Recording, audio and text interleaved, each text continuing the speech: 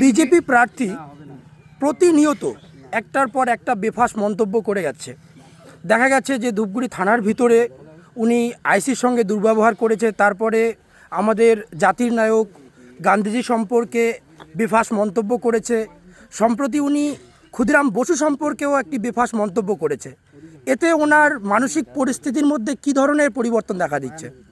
না, মানসিক তার পরিবর্তন কেমন হবে সেটা তো তার ব্যাপার, কিন্তু মানুষই বলছে, সাধারণ মানুষ সবাই এই তার যে মন্তব্য তার একটা বিরোধিতা করছে। তার কারণ হচ্ছে যে মহাত্মা গান্ধী তিনি জাতির জনক, এবং এই যে জাতির জনক যে উপাধিটা সেটা কিন্তু দিয়েছেন সুভাষচন্দ্র বসু 1944 সালে। ঠিক আছে, তো সিঙ্গাপুর থেকে যখন তিনি রেডিও একটা প্রোগ্রামে তিনি ভারতবাসীর উদ্দেশ্যে তিনি ভাষণ দিচ্ছিলেন, তখন তিনি গান্ধীজিকে জাতির জনক হিসেবে তিনি ঘোষণা করেছিলেন।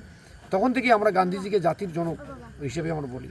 সেই মানুষটাকে যদি দেশদ্রোহী বলা হয় তাহলে তাকে তো অপমান করা হলেই, যে তাকে জাতির জনক উপাধিটা দিয়েছেন সুভাষচন্দ্র বোস, তাকেও অপমান করা হলো।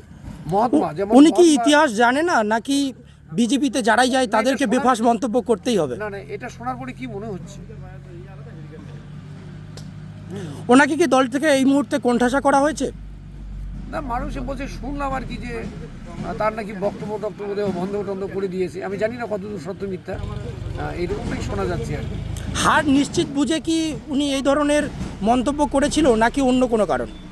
না, এটা বলা যাবে না, আর নিশ্চিত কিনা জানি না, তবে আমরা 100% জিতব। কত মার্জিন হতে পারে জেতার? না, ওটা তো বলা যাবে না, মার্জিন থাকবে, হ্যাঁ মার্জিন থাকবে। আচ্ছা, ধন্যবাদ।